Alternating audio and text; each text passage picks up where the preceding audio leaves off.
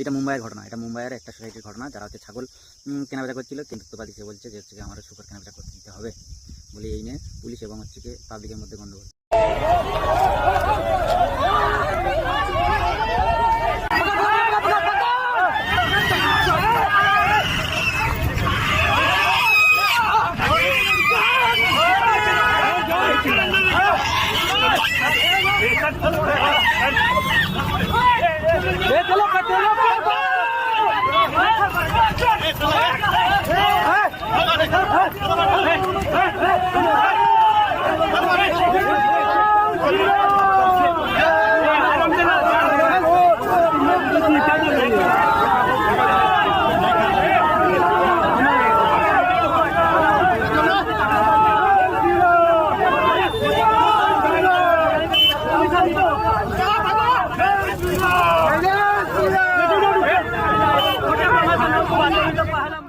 একই সোসাইটিতে ছাগল বিক্রি হতে পারে কিন্তু শুকর বিক্রি থেকে বাধা।